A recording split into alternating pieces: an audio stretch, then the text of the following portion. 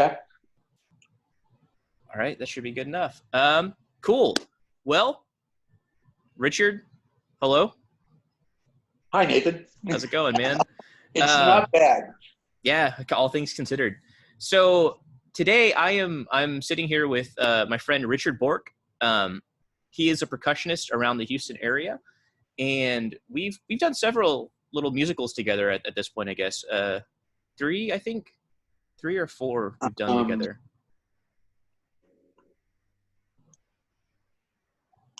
Or different shows. At least three. Yeah. So today I'm going to talk to Richard just about the role of percussion kind of in, classical and romantic music. And I just really want to get his take as a performer. Richard has had a really interesting career, actually, I think. You went to school. Where was your undergrad at? I went to McNeese State University in Lake Charles, Louisiana. And then did you do graduate studies after that, or just no? Okay, right on. And then you started working on a cruise ship for a while, right? Right. I started working on board in the early 90s. I worked 5 ships. Yeah. 2 for Carnival and 3 for Royal Caribbean over the course of about 3 years. That was about all I could take. Yeah, right. I don't blame you, man. So, during that time, I guess you got exposed, or from the time you were a student to the time you got off those ships, I imagine you got exposed to like a wide variety of music by that point. Well, that in that respect, I feel fortunate. Yeah, because there was, there was a lot going on, in terms of, it was the 80s into the 90s, and it was a different time. So, yeah. We had a faculty that really was very,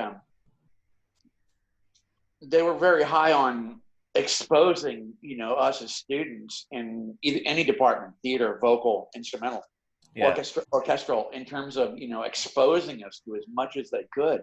Because Lake Charles, Louisiana is a small blue collar town. All right.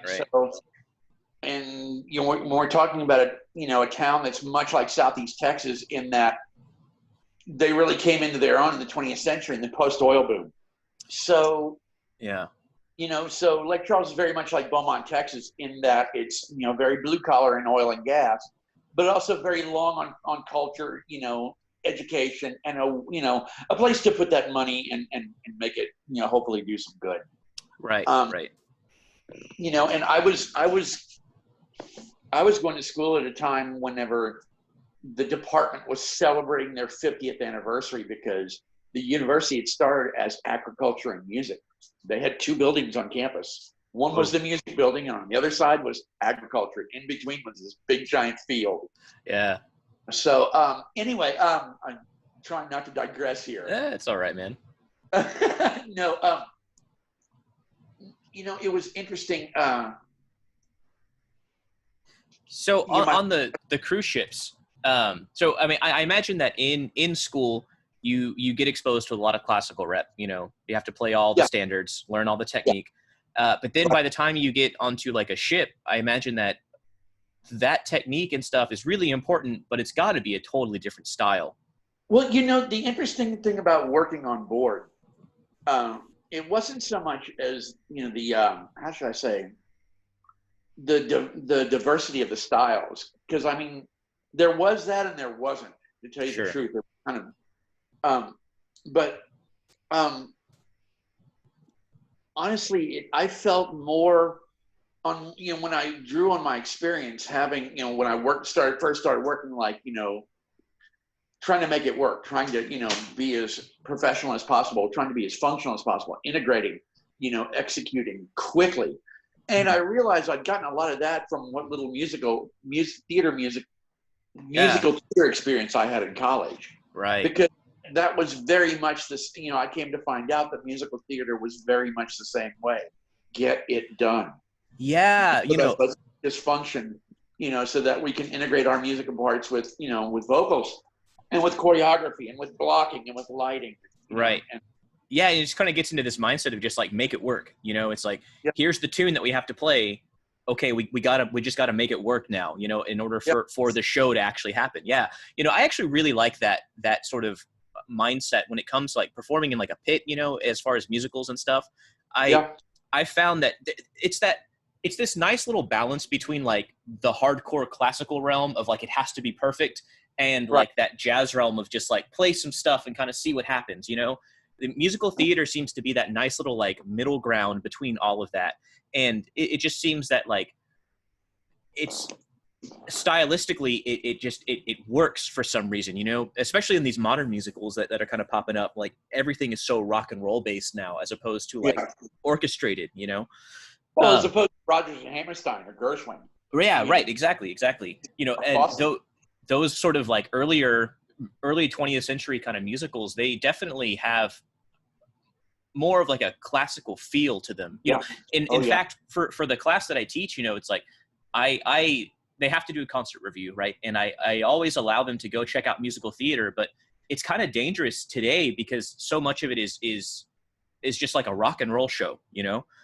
Like one of the caveats that I kind of include is like, if it has a drum set, it's probably not going to be a good show or a good concert for this class to review, you know? The thing is, it's butts and seats. You have to have warm bodies in your theater in order to, you know, make it, you know. Yeah, right. You know, money. I forgot what the old saying is. But you know, they need money to produce. So obviously, start doing things, you know, stylistically that seems a little more conducive to what the audience wants to hear.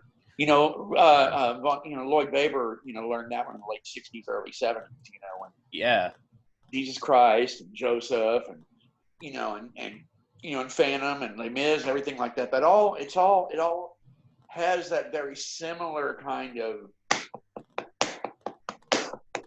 you know, as opposed, you know, you go back 30 or 40 years and listen to a Gershwin and it doesn't sound like that, you know. Yeah, right. You know, just think of like the original version of Summertime from Porgy and Bess, you know, it's like it's super operatic, you know, it's highly orchestrated, you know. There's just like, there's themes and counter melodies happening, you know. It's a long way from the blues tune you hear when someone plays it at a wedding. Right, yeah, exactly. You know, the first time that my experience with that tune, at least, was Sublime, you know. Sublime's cover of that song. And for the longest time, I thought it was a Sublime original, you know. Then, like, I started to just delve into it, and I realized, like, oh, this is actually really important for, like, American theater, you know. Like, all the greats have sung that song, you know. Well, it's the same thing like when I go through a jazz fake book, I'm looking for tunes to sight read and play and hack, you know. Hack, if you will, because, you know. Right. But I mean, finding tunes in the fake book that are from the American Songbook, and look and go, played that one when I did this show, played this one when I did that show. Wow, I didn't know that came from that. You know? Yeah, I remember like the first time that I even realized that half the songs in like, you know, Real Book Volume, whatever we on, 6th edition right now, whatever. The first time I realized that half of them actually have words, I was like, you know, mind blown, man. I just thought they were all like jazz standards. And then one day it dawned on me, it's like, oh, you know, this was like pop music at one point, you know? Right. And, you know, that's one thing I try to stress to my class at, you know, basically at all times, is that like all of this stuff at one point in time was popular music, you know, like in like the 18th century, people were just gearing up to go to the symphony, just like you gear up now to go to like a rock and roll concert or something, you know? Right. So one of the things that I wanted to talk to you about today was sort of the role of like percussion kind of in these different styles of music. You know, for instance, like I have really seen you as a player sort of take a very versatile kind of role in things, you know. The very first show we did, you were just on drum set, but then we did like Fiddler on the Roof after that. And it was like you had this multi-percussion setup, you know? So you as a percussionist, when you go in to kind of play these things, what is the role of all of these various instruments? Well, you know, when you talk about bass drum and snare in the context of musical theater, you know, and I don't know if your students are understand this vernacular, but when you hear boom chop, right, boots in, cats in, bass drum and snare, snare, respectively. So then drum set becomes relegated to kind of a timekeeping, Right. timekeeping, and then the texture, and the timbre and things. So you're kind of saying that with the drum set, it's more about keeping time as opposed to playing like a musical line of some sort. Right, exactly. Yeah. Because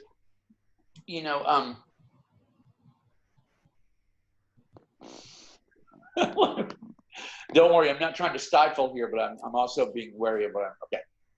It's all right. When we're talking about late 19th century, early 20th century music in a functional sense, Sure. in other words, musical theater, it's going to have that kind of, for lack of a better term, it's going to have that Debussy sound.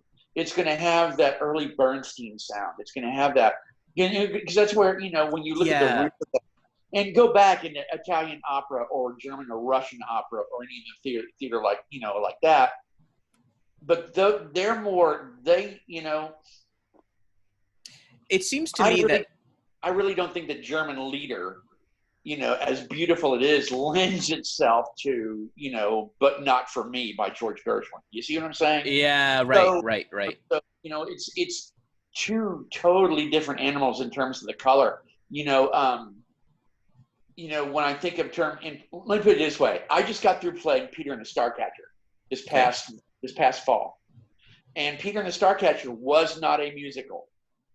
Okay, it was more of an English comedy with music in it to color and kind of accentuate certain things. Yeah, so, right. So all I was doing was textural things, hit a drum here, play a glockenspiel here, play a cymbal roll, something like that, maybe play a little bit of snare drum. Because when we're talking about English, now you're talking about things that are a little more reminiscent of Penzance or Pirates or, or right. Those Gilbert and Sullivan style things. Yeah, exactly.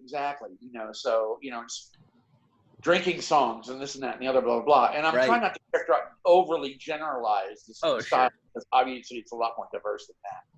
But,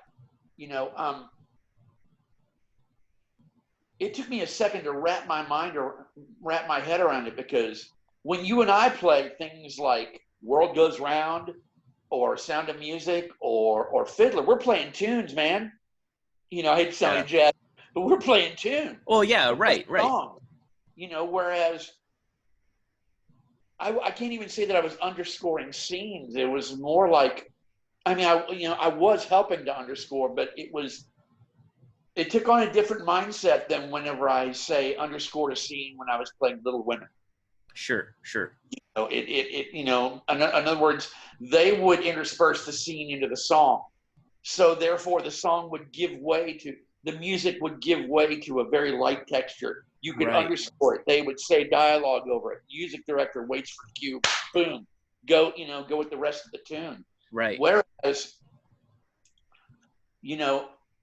doing an English style was a little more like a spiel, not slapstick. I wouldn't go that far, but it was more like early 20s radio, set the dialogue, Right. That makes a lot of sense. So then, in a show like that, essentially the orchestra is really serving to not just set like a musical mood, but really sort of set like the scene itself. It's more like not so much as set the mood, help them set the mood, because the cast and the overall general effect of the sets, the scenes, the lighting, the blocking.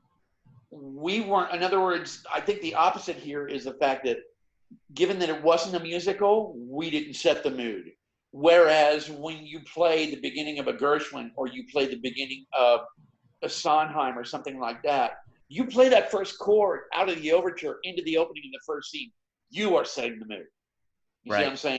Right. And in Starcatcher, we didn't do that. In other words, the lighting change, boom, out pops an actor. He starts into dialogue. That sets the mood. And then we would, kind of play in a question answer to that kind of thing, going by, certain cues and things like that were in the music. You know how a score goes, Yeah. musical line, grand staff, 2 lines of dialogue. Holy shit, what am I looking at now? Wait, did I hear that? Boom, hit it, go. Yeah, right. Sorry about that. Nah, it's all good, man. So, so then I guess kind of what I'm getting out of this is that, like, you know, it really just depends on the show as to like what the music is sort of predetermined to do in a way. Right. What role the music plays in the show. Right. I think that's the whole thing. You know, and so I think that that definitely, like, it has to stem from that opera tradition, you know, of how like the music is just there and it's like enhancing whatever's happening on stage, you know. It's not there to be there for just the sake of it, you know. It's there to actually, it functions in the show. That's something that I feel like a lot of modern musicals kind of just miss today, you know. It seems that like it's just song, you know. There's no like there's like bits of underscoring, you know, but it's not like part of the experience in a way. Well, I think part of that is the fact that you don't want your scenes to die. You know, you really don't want your scenes to die. In a drama, you know, let me put it this way. Usually, you know, musicals that I've played, and when I talk about musicals that I've played, I'm not knocking on them. Let me be totally clear about that. You know, because we're talking and we're live more on the internet, so therefore we're talking about my opinion here. So I don't want to be misconstrued as that. Said that about that. You know, I just got through playing The Wedding Singer. The Wedding Singer is a modern contemporary rock and roll show. Yeah, I've played it before. It's a fun show to play, man. Right, and by now everyone knows that The Wedding Singer is taken from a movie that was set to music just recently, just here in the last 5 or 10 years. Yeah. And that is just like what you said. You go tune to tune. You know, there was some acting in between the scene, but it was mostly tune. You know what I'm talking about, you know? Yeah, right. Newsies was pretty much the same way, you know. The Wedding Singer was pretty much the same way, you know.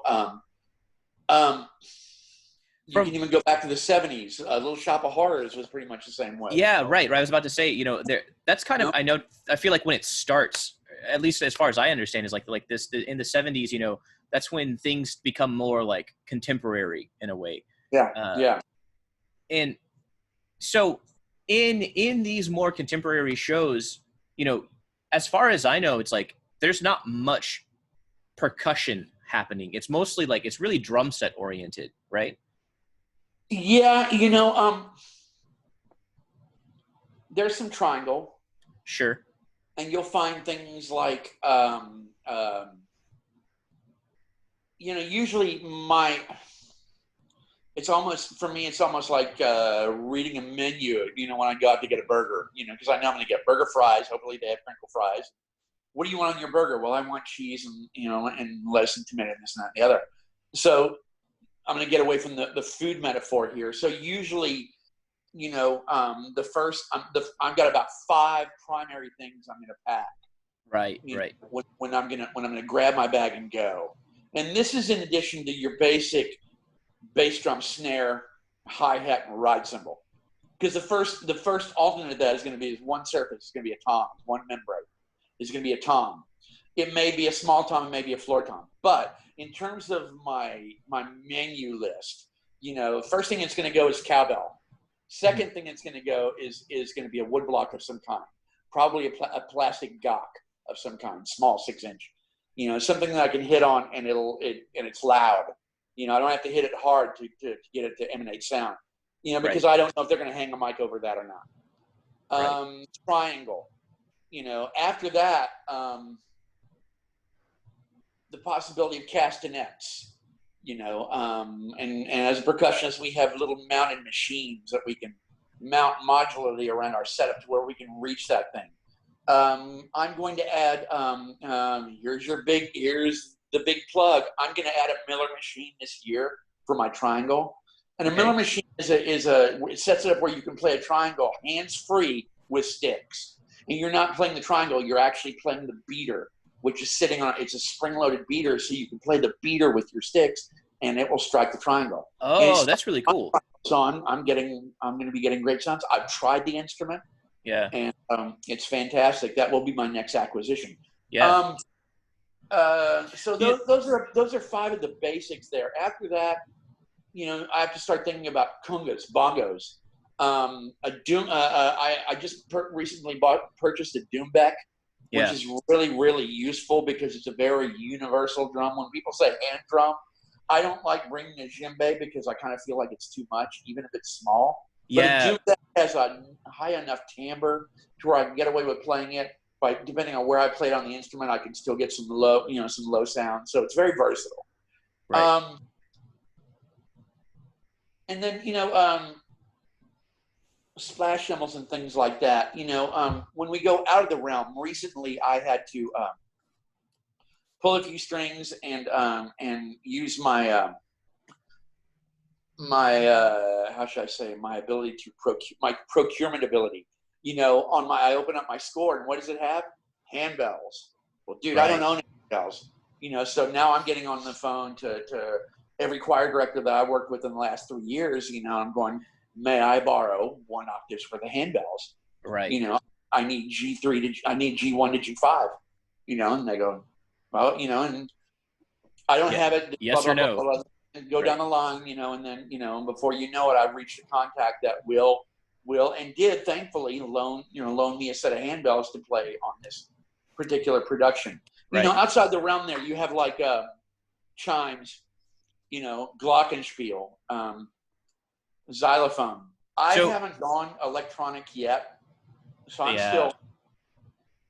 still a little old school in that I'm hauling those instruments. Some of my constituents, they have gone electronic and they've been very successful with it. Right now, financially, that's something I can't really do that right now. Personally, again, this is like my own personal taste. I would much rather have like the physical instrument, that sound, as opposed to like the digital sound. There's something about like just as a player physically striking the instrument, and like the way that you draw sound out of it is just right.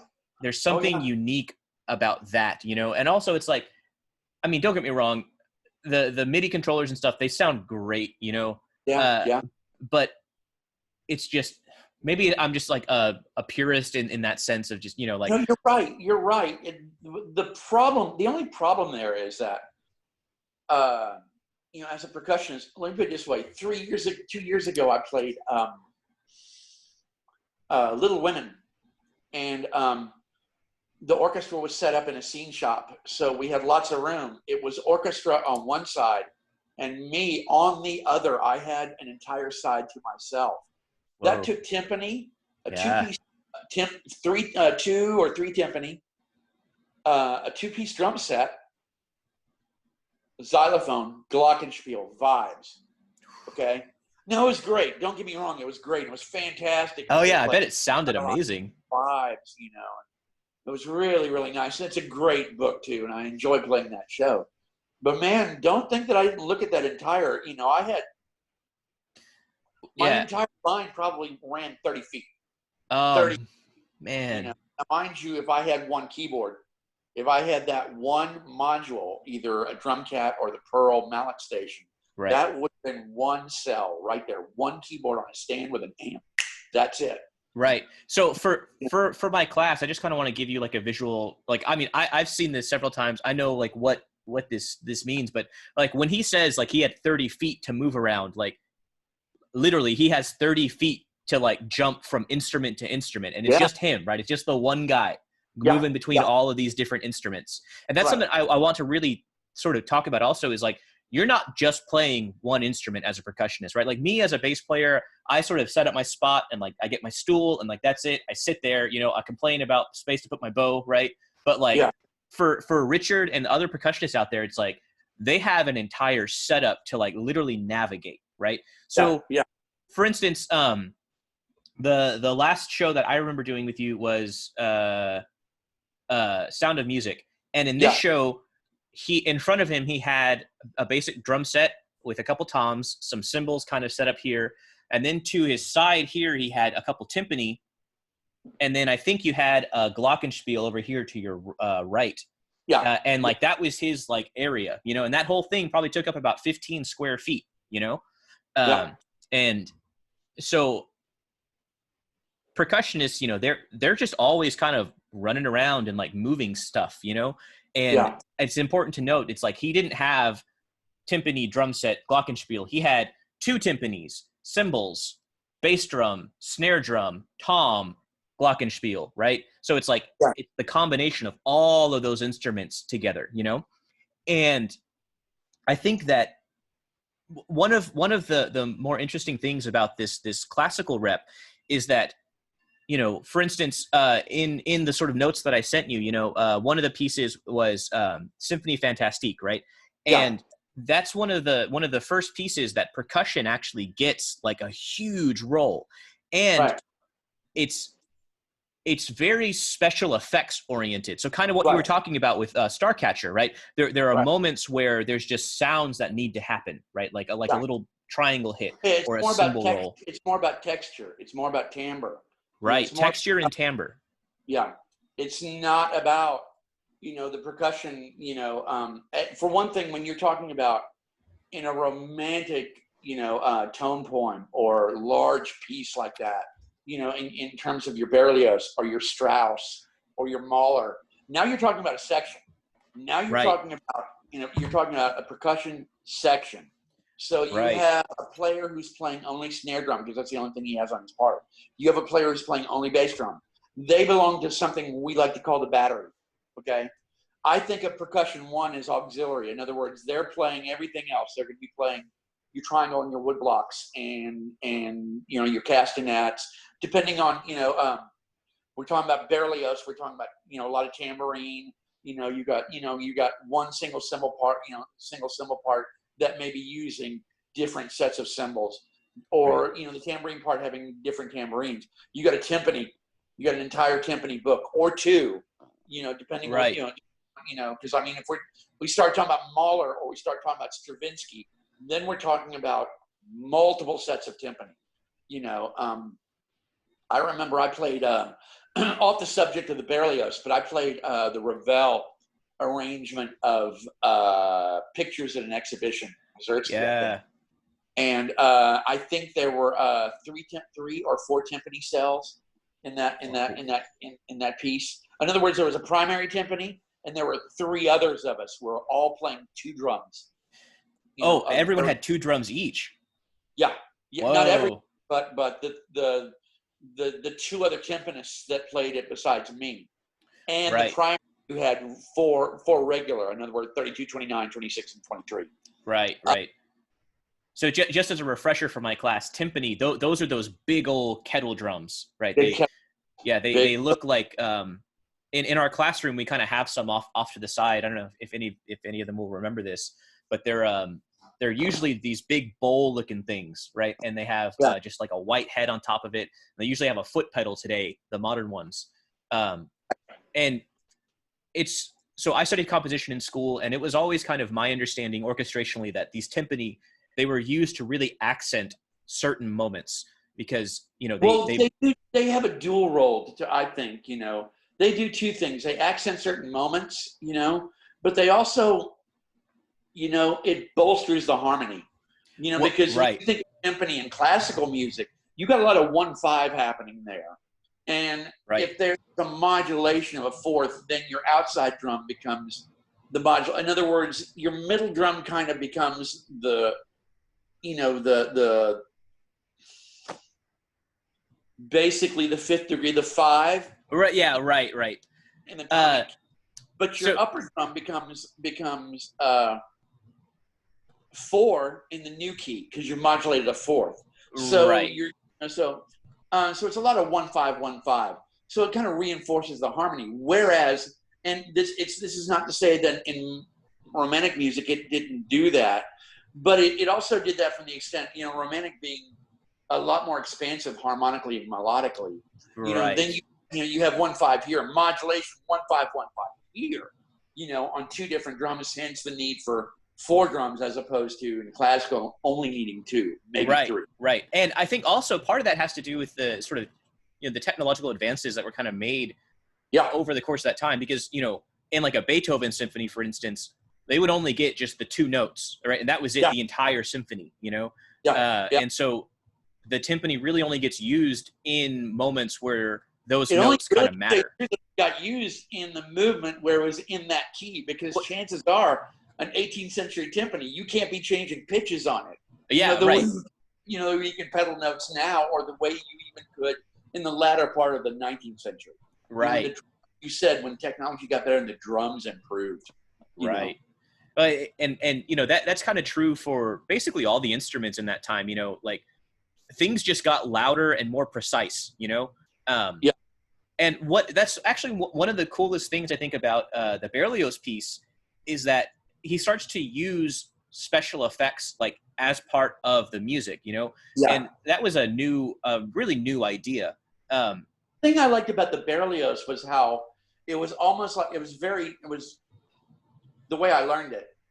It was very, how should I say, when you think about the Prokofiev, or you think of the Benjamin Britten, Young Person's Guide, or you think of Peter and the Wolf or Young Person's Guide, respectively. Okay? Right. And it was interesting when I first started learning. I'm like any other elementary school student. I started learning about classical music and instrumentation from the Prokofiev. Yeah, right.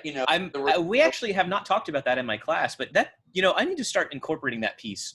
Because every time I hear a clarinet now, I just think of a cat because of that piece, know?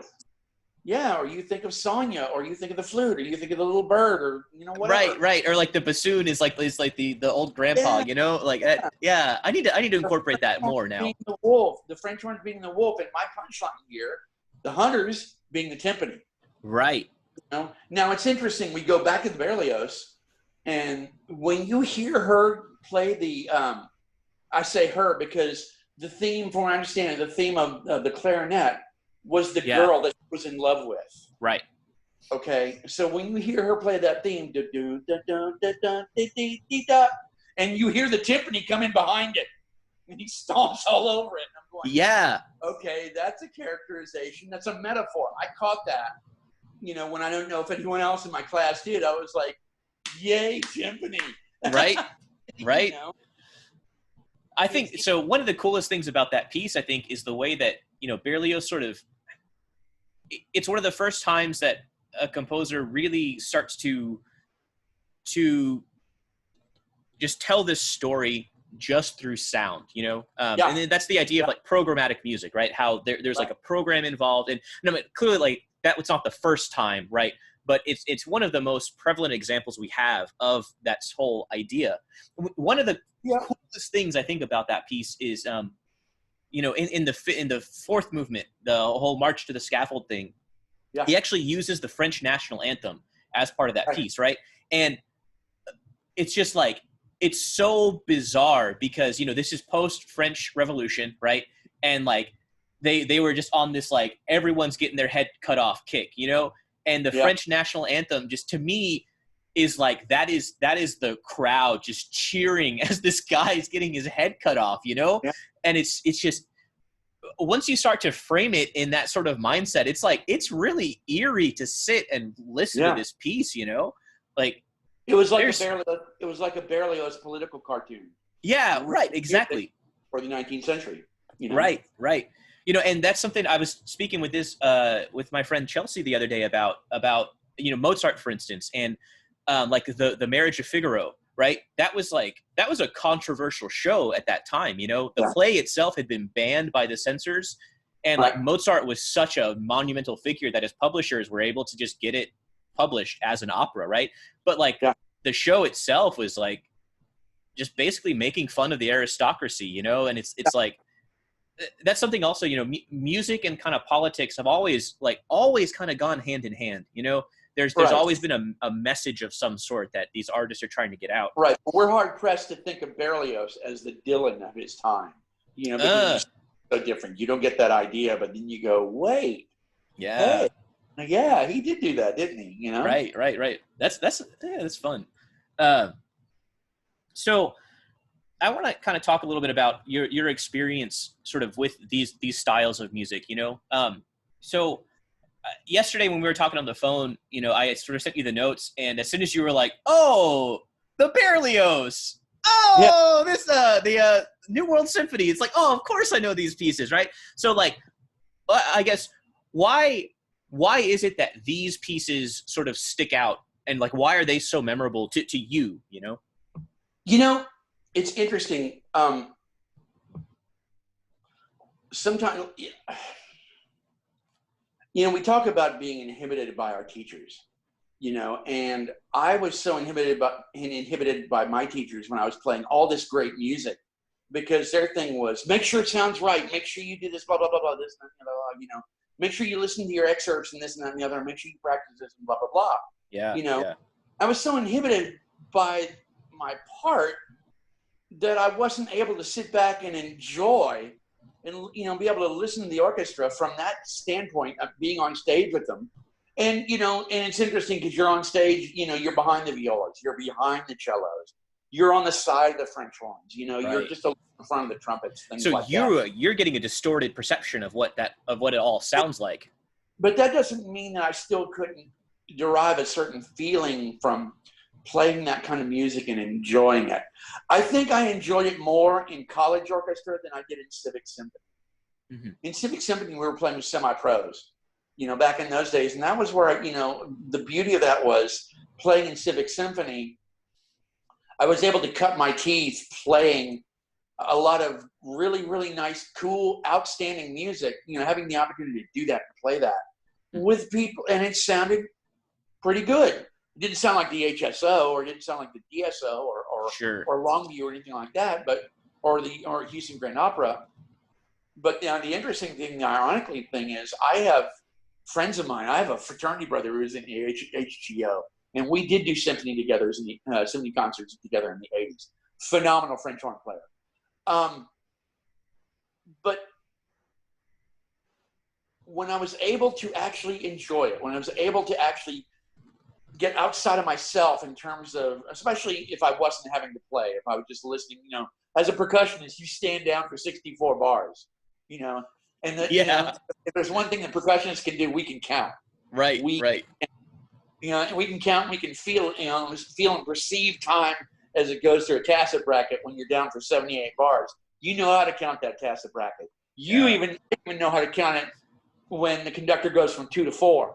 And the line comes, you know, a little adagio, and there's no allegretto at the end of the thing, or no rallentando, but you know it's going to be there anyway, and they're sure it is, and you write it in like right.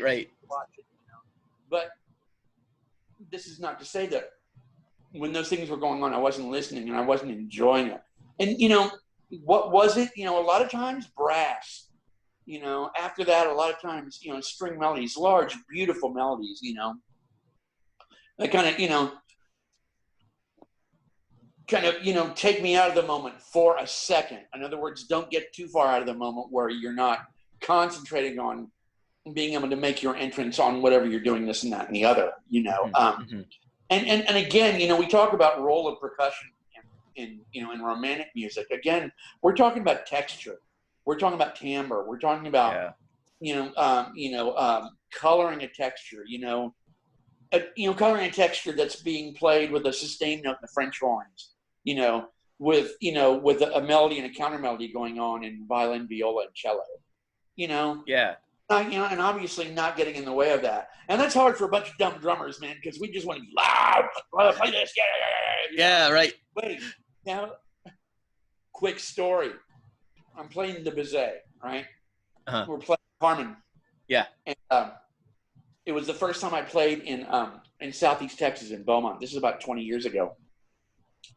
And every time I'd ever played the Carmen, there's a march, I think it's in the third or fourth movement. Yeah. And I'm playing bass drum. My wife is playing cymbals. And it comes along, and I knocked the shit out of that bass drum. Boom, boom. I hit it once, and the conductor just looked up and held her hand out and stopped the entire orchestra and said, "I don't need that much." And For a second, kind of felt like a high school kid. Like I should have known that, but I'm thinking I've done it that loud before. Okay, I can dial that down. No problem. I'm a pro. I'll do anything that they ask. Yeah, but right. One of those things I never forgot. Like those are oh yeah, those are just fun moments. And it's like you just kind of get lost in it, and like you're there and like you're waiting, man, and it like right. Some learning the difference between loud and classical, between a forte in classical and a forte in romantic, depending on where you are in the style period. Yeah, right. Or knowing that if you're playing neoclassic, if you're playing Bernstein or Gershwin, or you're playing Rouse or something like that, something circa 1955, if you have two Fs, that you can knock the shit out of. Yeah. Two Fs on a Beethoven, you have to be a little more polite than that, Yeah, right. And, that actually kind of brings up an interesting little thing, I guess, because it's like, for instance, like the timpani that Beethoven would have had, they just wouldn't have been as sturdy as like the timpani today, right? So like two Fs on that kind of timpani, it's like, I'm sure that they hit it, they probably hit it hard, but it's like, they probably had to really attack the instrument to get the sound that Beethoven's looking for, right? Whereas today, because of just the way that things have progressed and the instruments are made better, it's like it doesn't need to be as big of a hit as it used to, whereas like composers that are writing music today, whenever they write like 2 or 3 Fs, it's like, I mean, like that's a loud sound today, that's real loud. And so that also brings up another point. Something I talk to my class about a lot is the concept of volume, like for like the 18th and 19th century guys, the musicians back then, it's like, from what I understand, they weren't thinking about like how loud or how quiet something was. It was how strong or sort of how soft the sound is, And today we think of volume in terms of loud and quiet, right? But that concept didn't really exist for them back at that time. I don't know. It's just an interesting little thing. For one thing, they didn't have recordings. So they couldn't listen to how they played that particular night and get a perspective on that performance. Right. I mean, if I'm doing one piece of music on a particular concert series over a couple, 2 or 3 nights, if someone says, hey, you want to hear this from last night? Yes, I do. Yeah, right. Because, I mean, I trust in my conductor, and I trust in my conductor. So if I'm playing the way I play and I'm under his control of his perception of the dynamic, that's great. Right. Yeah.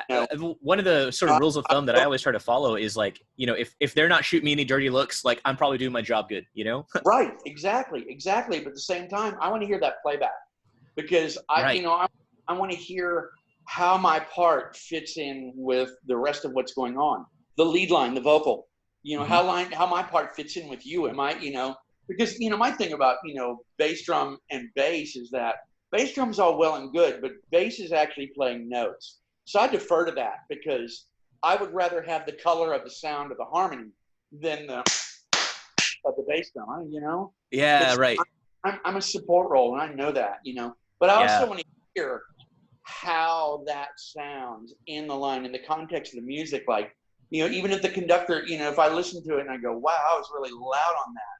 And I go, okay, I'm okay with that all the way until the singer starts singing and I can't hear the first words. I'm going, oh, that means too loud as far as I'm concerned, Now, maybe someone else hears it from a different perspective, but it's not like I'm not going to rethink that the next time I play that in that context. Like, I don't think, I would like to hear the beginning of that line. Yeah, right. I understand that 100%. Being able to just go back and listen to like what it is that you actually did is so invaluable. And, I personally, I can't even imagine like a world where that doesn't exist, because like I grew up in that, that's where I started studying, like I always had access to like a cell phone that I could record myself, and like listen back. And I can't even fathom how people like learned this stuff without doing that, without the ability to listen back. Yeah, it's interesting you say that, because now I'm asking myself, how did I do that? Yeah, right. Oh, I don't know. I guess you just have to like go by what other people say, you know, and just. For me, I just played it and let it go. I never really gave it a lot of second thought, depending on what I was doing. You know. You know, that's another interesting little like thing, because I know personally, I always like worry about like every little thing, you know, and I constantly get caught in this trap of just like, man, I could have played that one note better, you know, or like I could have just like had like my rhythm, my time was just off a little bit, you know, and it didn't really, the orchestra that I'm with was good enough to keep going, you know, but it's like right. it bothers me, you know, and like I've been struggling with that actually for a long time, of just like, how do I let that stuff go, you know? Well, you don't ponder well, I dare say you don't ponder what you can't control, but you know, you stop sweating small stuff. I know now we're looking for, you know, metaphors and cliche. You just let it go. Yeah. You just let it, you know, and if I have any questions in terms of how I sound, or, you know, I'll ask the ears, man. I'll ask the conductor. I'll ask the MD. How does it sound when we do this when we're doing this? Right. You know, and if they go, I'm fine with that. I don't have a problem. Okay. You know, and then kind of go with that, you know. Yeah, as long as I'm not sounding offensive, we're good. Yeah, you know. I remember one time I was in wind ensemble, and we were playing this fantastic Ives piece, this Charles Ives march. And it was a twisted little march that had a little 2-beat. And then in the middle it was like a record skip, like a 7/8 bar that threw the beat. Yeah. Off, you know, but left the snare drum where it was. So now the snare drum is playing on the beat, you know, against you know, horns, you know, counter melodies, you know. So for my class, everything basically, it's like what he's talking about right now is there's one line that just kind of stays constant, and everything just like shifts over a little bit, and so it's like you kind of go from like this little thing, to like that, you know, and like, and you know, and during the course of that, when the part came, I was determined, because it was like the second or third time I was reading through the part. And the first couple of times I kind of felt like I stuttered on it, you know, because my ears, you know, when the beat jumped, there's this little rush of adrenaline and this pressure in my ears, like, whoa, you know? Yeah, right. Because it's like, did I mess up, or did I do that right? You know, because it's like, you see it, right? You know what it's supposed to do, but then when it actually happens, you're like, this is just, it's bizarre, you know? Where am I right now? The third time I did it, I dug in on the part, and I got a little heavy. Yeah. After we played that section, the conductor stopped, and he started taking notes, verbal notes from section leaders from within the ensemble. They said, you know, and asking, what do you hear? And I love this guy, because he was always doing this kind of Q&A, getting a perspective from the ensemble, you know, before he gave his own, you know. Yeah. And he asks this trumpet player, who's now one of the best band directors in Texas. Had the privilege of going to college with her. I love that woman. She was great. And I'm not going to say any names here, but obviously keep tag, but I think we are actually friends on Facebook.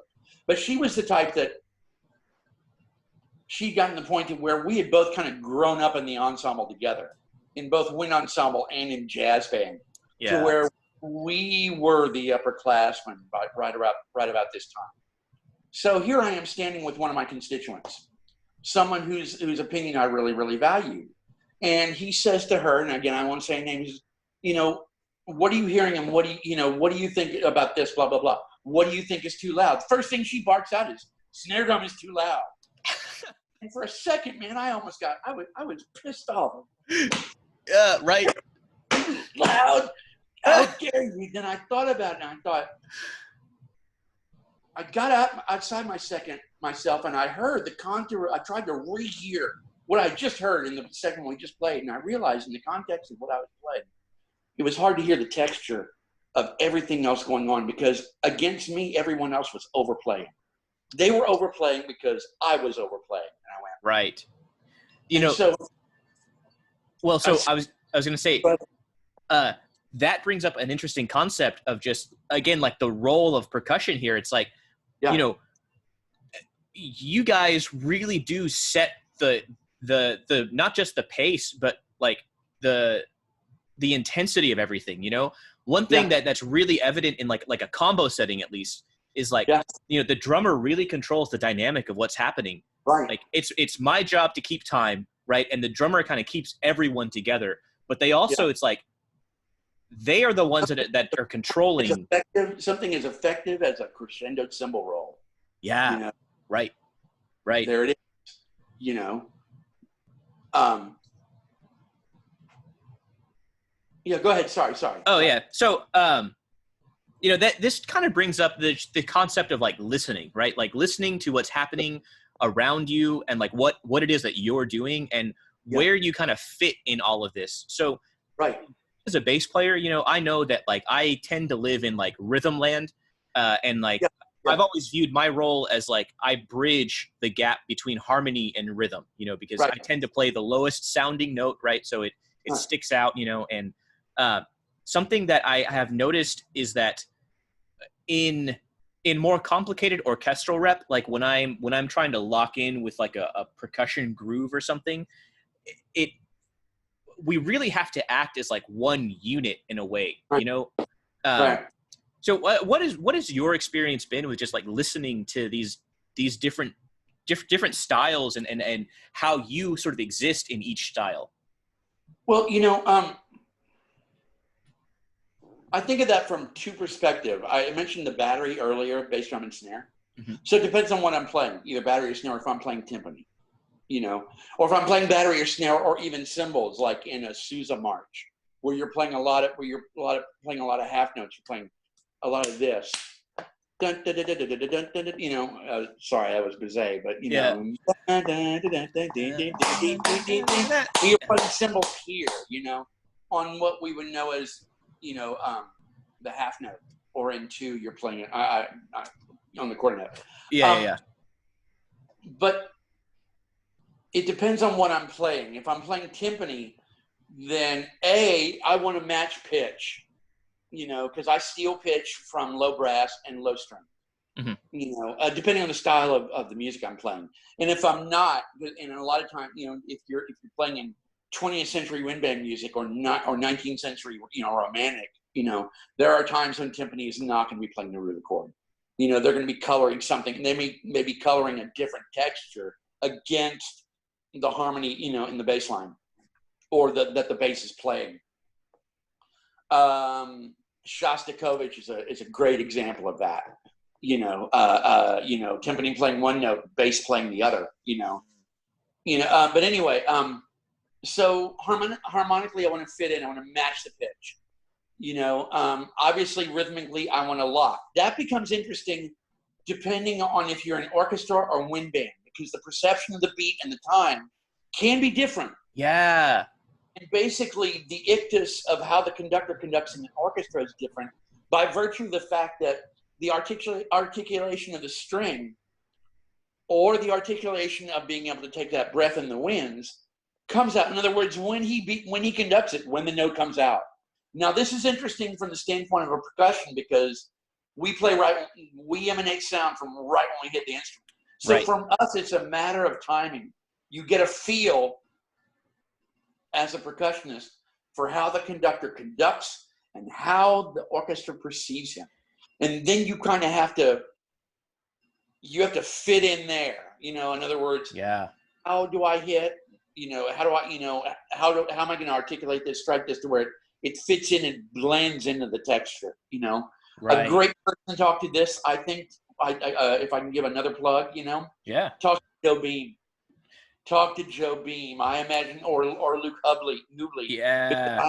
It would be a wealth of information when it comes to that kind of thing, you know.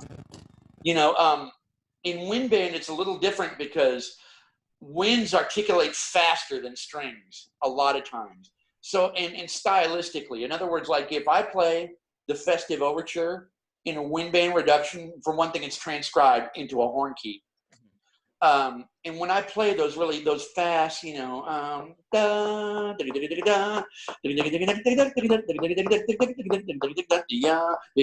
know, this and that and the other, you know, the perception of the tempo, the perception of how you play the certain style of what you're playing is going to be different than if I played that in the original key of the Shostakovich in orchestra.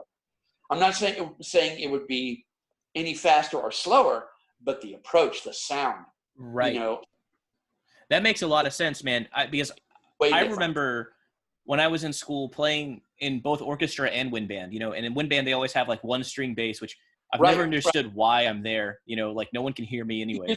You're there to give timbre to the low brass line. Yeah. Because a lot of your parts are the same. Right. You know.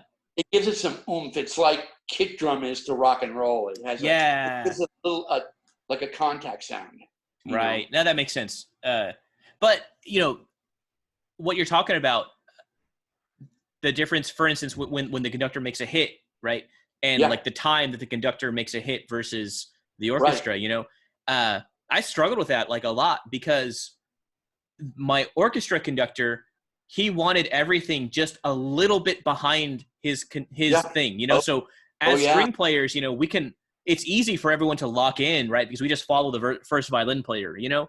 Well, you know what I like to do as a percussionist, especially for things like that, when you're playing Glock or something really articulate, Glock or triangle, or even snare drum, depending on what you were playing. I would imitate the wrist motion of the violin, you know, according to the itness of the conductor. Right. I would imitate that. So, and kind of get a feel for the winds trying to articulate that, getting that breath, you know, on the breathe on the ictus and kind of, you know, articulate the note.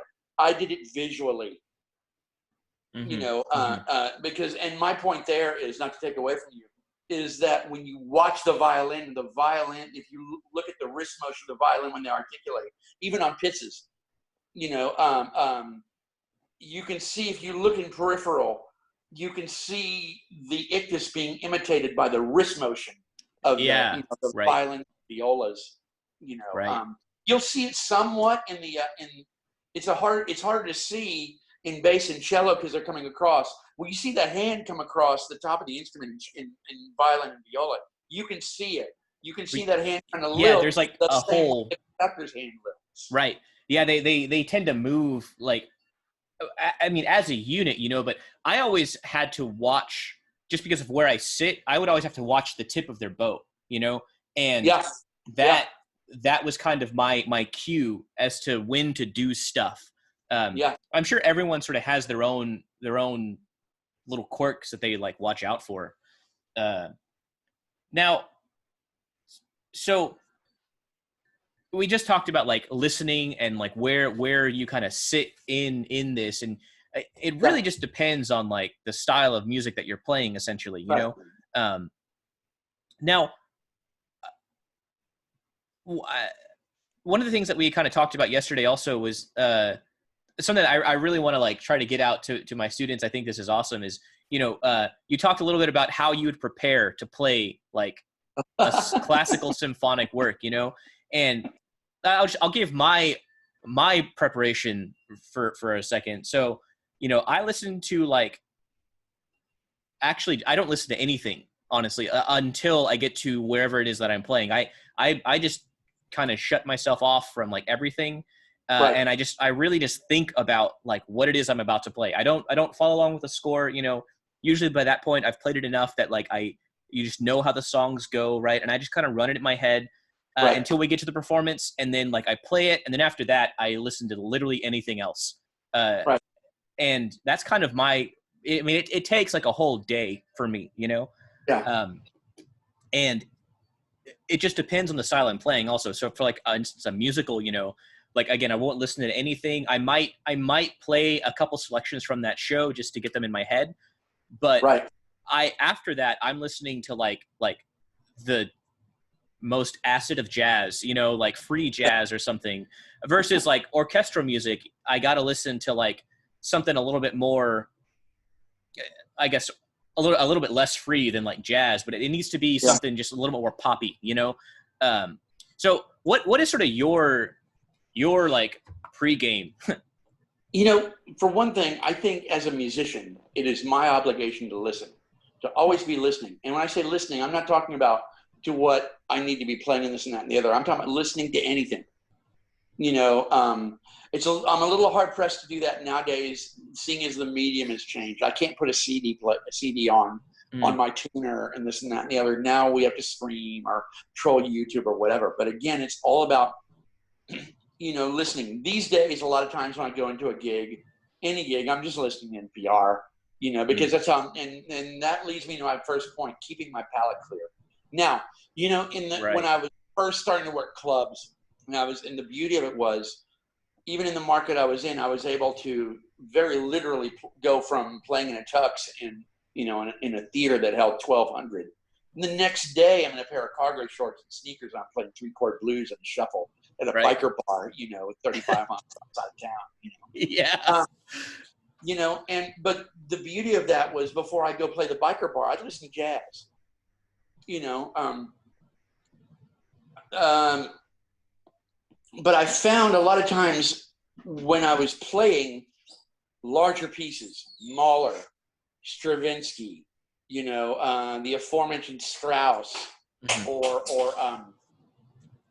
you know, Ravel's you know, arrangement of the Mazursky of the Pictures of an exhibit, yeah, you know, something epic like that, something that, you know, I kind of felt like I needed to get into a mindset, really prepare for. It wasn't something I was just going to take lightly and not really listen to anything or not do anything and not think a thing about it and walk in there. And even to this day, I'd probably still do the same thing. And I'd wake up early in the morning, make my eggs and toast, and crank on Van Halen. Yes. I would turn on Van Halen or Van Halen 1 or 2. I'd put on Ozzy. I'd put on Metallica, the Black Album. Yeah. You know, in other words, I wanted my palette completely clear. You know, I didn't want to be thinking about the way my triangle part fit in with snare drum according to the trumpet solo if I'm playing, you know, Rimsky-Korsakov. You know, I don't want to think about all that. I really, really don't. Because I'm going to think about that when I get on stage and I crack the book open. Then I can hear it. But until then, I'm going to burn myself out on it, because if I do that, I'm going to run that in my head. And the thing about it is, my memory is different than the printed music. And if I remember it differently than the way I read it, then I may try to play it the way I remembered it, as opposed to reading my ink. Right. Whereas if I'm listening to Van Halen, if I'm listening to Somebody Get Me a Doctor, or I'm listening to Eruption, you know, or if I'm listening to Brecker Brothers, you know, heavy metal bebop, you know, man, I'm not thinking about that anymore. Now I'm thinking about Bosio and Neil Jason. I'm thinking about Michael Brecker. You know, I'm thinking about Van Halen. I'm thinking about, wow, did David Lee Roth really scream that loud? That's great. Did I turn it up without my neighbors banging on the wall? You know? Yeah. You know, so it was all about, I always basically did the opposite. When I play a rock and roll gig, I don't listen to rock and roll going in. When I play a rock and roll gig, I listen to jazz. Because when I'm listening to jazz, I'm greasing my wheels so that if I'm going to overplay when I play a rock and roll gig, and I'm not going to lie, I'm no angel. Yeah. You know, even now, I'll still overplay a few things just to see what I can get away with. Yeah, right. Man, it's written on my DNA. I'm going to listen to jazz. You know, if I'm going to go in and play a jazz gig, man, there's a really, really good chance I'm going to go the opposite. Then I'm listening to Berlioz. Then I'm listening to, you know, Dvorak, you know, or something like that, or something epic. Or, you know, if I'm going to play a jazz gig, if I'm going to listen to jazz, because I know I'm probably not going to play it, I'm going to listen to Chick Corea. Right. Yeah. Right. Because he is epic. He is mind-blowing as far as I'm concerned. You know, Sure. So if I'm listening to Chick, then I go in and it's kind of like having balloon sinuplasty for my brain. It just opens up my brain completely. That way, when I walk in and I go to play, whatever I'm playing, I'm open to it. Yeah, exactly. Right. No, that makes a lot of sense. Yeah, I get this feeling that all of my students kind of perceive people who like play classical music and like these shows as just these like uptight individuals, you know, when the reality of it is, you know, like there's a good chance that violin player was like jamming Rush on the way up here or something, you know? Yeah.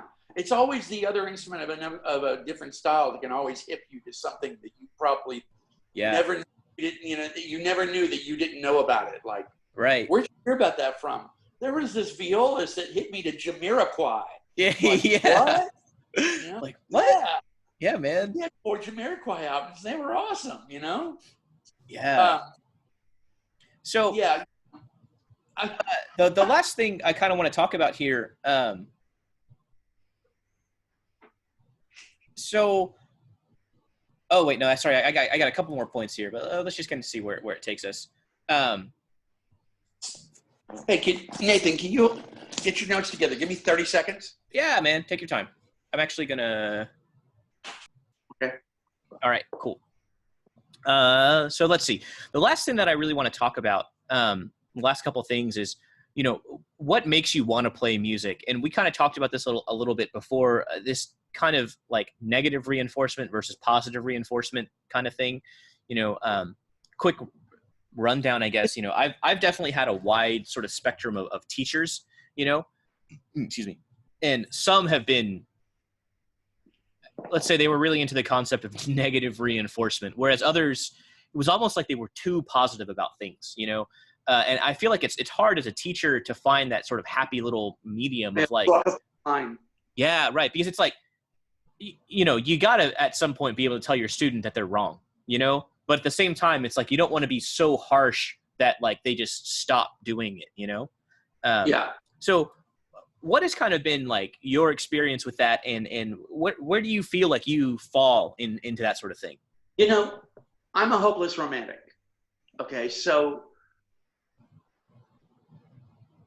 the idea, I started playing music for 2 reasons. A, because my older brother, who was an influence on me, but my friends who, when we were early in junior high, came back talking about how they, today when we were in band, and something went off in me like, band, why am I not doing that? When my friends would talk about what they did, what they played, and this and that and the other, years later, it would remind me of my sitting around as a young up-and-comer sitting around the pros telling gig stories about what happened on the stand. It was romantic to me. It was romantic to me. It sounded cool. It really, to the point to where, like, you and I talk about gig stories, right? Well, imagine you and I talking about gig stories in front of a high school junior. Right. Well, I mean, I understand that, when I was a younger player, I had the same experience playing with like the older guys, and like just sitting and listening to what they had to say was so fascinating, Sorry, I didn't mean to cut you off. It wasn't until years later that, when it came to that, that negative reinforcement. And, the interesting thing as far as that is concerned is a lot of that negative reinforcement that I saw as a younger player in either marching band or marching drum and bugle corps or orchestra or band, or even on the stand in the early days of, my starting to work jobs in any idiom, was that things are kind of different now in education, teaching younger players, obviously. In other words, we don't do or say the things to students now that were said to me. And if I were to say some of the things that were said to me, to you, we couldn't be live. It was that, at times it was that harsh. Yeah, right. Drummers can be that way. And I'm talking about marching band and marching drum and bugle corps and things like that, But a lot of times you get in those situations, it's kind of like the gloves are off, But at the same time, I feel like when it comes to that, and only that, I kind of like, you walk a fine line in between heaping them with praise when really they don't sound as good as you'd like them to, or nailing them with all this negative reinforcement, trying to motivate the student. And that's the whole thing, trying to motivate the student and let them know that you're as motivated as they are, if not more. Right. And right. That's one thing I always try to impart upon every time I get in front of an ensemble. And a lot of times, most of the times when I'm in front of an ensemble, that's during marching band season, man. That's July, August, September, and October. And it's tough for them. I understand that, because they're in triple-digit heat. They're in shorts and t-shirts. They're sweating. They don't smell good. They're tired and they're aching. And here's this 55-year-old, fanatic standing in front going, come on, man, come on, let's go, don't drag, blah, blah, blah, blah, Yeah, right. And if it's not me, it's the band director or the assistant band director or a drum major, something like that. So in other words, it's a highly charged environment, Yeah. And even within that, I try to be as cool as I can. And I'm not talking cool from the standpoint of bonds. I'm talking about cool in the standpoint of just saying what needs to be said, conveying it in a way that needs to be conveyed, and then just go on from there, Yeah, right. And I've found effective ways to do that, some that I'll share and some that I won't, But the thing that I try to convey to my students in that is that I'm here because I want to be here. I enjoy doing this. I don't want them to ever think that, that have to is part of my infinitive in terms of my motivation for being here. Right. When it comes to younger players in the pit, say if I'm playing a show that has 2 percussion parts and I'm playing with a high school percussionist, a lot of times I've gotten to the point to where it just, mark it. If I have a cue on my part, mark it, show the player, hey, can you make sure you catch that? And if you have trouble, getting there, I'll show you where it is, or I'll show you how to count into it, this and that, and the other. Because like we were talking about earlier, counting, if this kid's got a triangle solo in the middle of an aria, and he can't figure out how to count into the fermata, or doesn't know what a cutoff looks like, and then after reattacks, and he doesn't know that that's where you hit the triangle, and conveying that without being negative, right. Because I remember being in ensemble in college, and one day I turned around and I was the oldest player in the section. It kind of felt like it happened that fast. One time I was the youngest, and then for a time we were all equals. And then I turned around, all those equals were gone and graduated. I was the only one left, and I had a section full of freshmen. And I seized on that. I really did, because I thought, you know what? Because I remember how the upperclassmen taught me. They taught me, it was kind of like attrition. They didn't show me anything, this and that and the other. It was, the way they went about it was not the way I would have gone about it. And I didn't. So when it came to teaching those younger players how to sound and what to play and how to count and this and that and the other, I just did it. I did it matter-of-factly. I was kind of a nice guy about it. I wasn't a hee-ho. You can imagine what that sounds like if you blink it out. I wasn't that. I just show them how to play. So, as we talk about negative reinforcement, I start to put myself in the position of the player for whom, if I'm being negative to that player, if they're being negative to me, it doesn't make me want to play. Yeah, right. They're being to me about something that I'm playing or the way I'm playing it. And I've run into that too. And I don't want to sound like I'm bitching about the gig. But, in other words, if the music director's already signed off on something and someone addresses me, someone other than the music director addresses me about how I'm playing something, I'm kind of like, no one wants to be told, a suggestion on how to play, Right. It's between you and me, and you and Facebook Live. Yeah, you and I have traded lines before. Sure. I've got that on a chord there. I can't cover that. Can you mimic that part and pick up that, because that's a 5-1. We need that. Right. Right.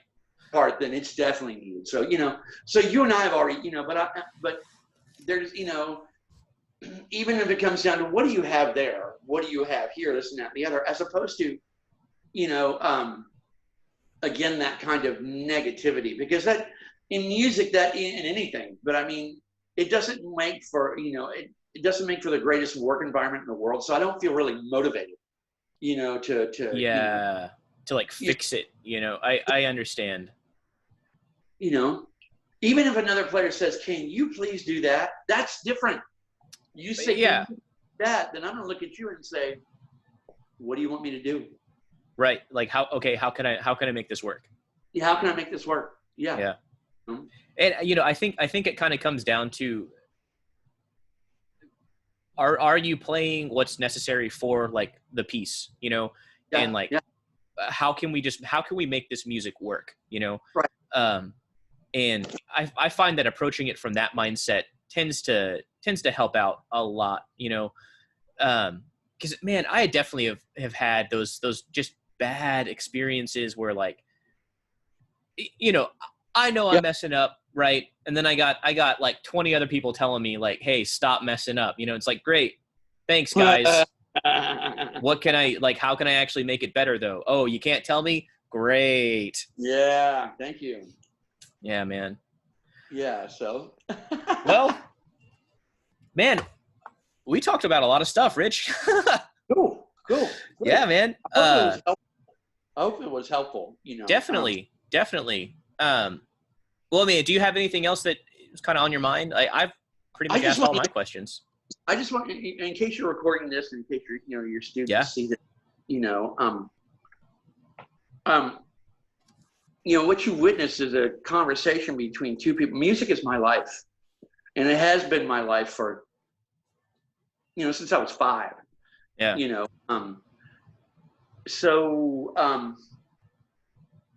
I try not to lose sight of that when I'm talking about music, especially when it comes to those who aren't musicians, who haven't made music their lifestyle. So they may or may not understand, what it is we're talking about and why. And my thing here is, in terms of how this relates directly to the class, I think that if I had the opportunity to turn around and take a music appreciation now, being a professional musician and having done it since, the dark ages. Sure. It would be totally different, and so what I want to impart upon your students is, listen to your examples. In other words, if you have a section on Stravinsky, or you have a section on Poulenc, or Bernstein or something like that. If you have a musical example that goes with it, listen to the musical example first. See how it sounds. How does that make you feel? Then go back and read the paragraph that goes with it. Mm. See what I'm saying? Don't read the paragraph first. Uh-oh. Oh. We lost your video there for a second, Rich. Okay, cool. Yeah, no, it's... Got it back. Yeah, no, that's a really good point, actually. So because this is music, you have to listen. That's the whole point. So before you get buried in the academics of it, I had to take you in the bedroom because I had to plug in my iPad. That's all good, man. Listen. If you have examples to listen to, they're on a flash drive or a CD-ROM or something like that, or CDR, listen to them. If you get a video link that links to a Dropbox or YouTube or one, go to it. Find out what it is. Give it a listen. Listen to it actively, not while you're doing something, but listen to it. Right. And let that wash over you in terms of sorry about that. No, it's all good. In terms of how that makes you feel. Yeah, no, that's 100% true. Something I've actually kind of been trying this semester is just kind of listening to it before we do anything else. Normally I used to talk about the piece first and then put it on, but I kind of like this format now. Just listen to the piece first, and like get an experience, get an idea of what it sounds like, and then try to unpack it, Right. I like that format a lot more than what I was doing before, at least. No, I think because even though, depending on if you're a major or not, depending on if this is a CRIP course or if this is part of your core curriculum, it's important, and you did make a good choice in signing up for this course in terms of what you're looking to learn.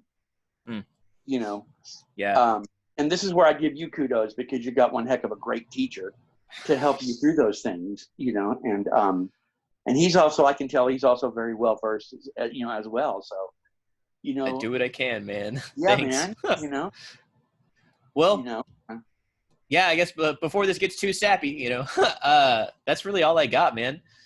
Rich, thanks so much for agreeing to do this. I really appreciate the time, and this, I think that like my students are definitely going to get something out of this. It definitely is a very like real perspective on what music is. That's why I wanted to talk to you, man. Like we've definitely like touched on a lot of this stuff on gigs, and it's good to sit and kind of like really unpack it. Right. Yeah. One last thing in terms of like my footnotes for this, Sure. I recommend you move on to Luke Hubley, move on to Joe Bean. Yeah, no, I have a list of people that I'm just kind of reaching out to, and actually Joe, for some reason, wasn't. I don't know why Luke I plan on contacting, but Joe, I'm gonna try to reach out to him soon. Actually, I should have thought about that. I mean, he's the whole reason I even started doing musical theater in this town. I need to shout out to Joe, man. Yeah. Talk to Jason Ashley too. I don't know. I don't know him. Wait, that's violin. Yeah. African American. Okay. Yeah. Jason's a great player, and I imagine he's got a lot of great stories too. Yeah, man.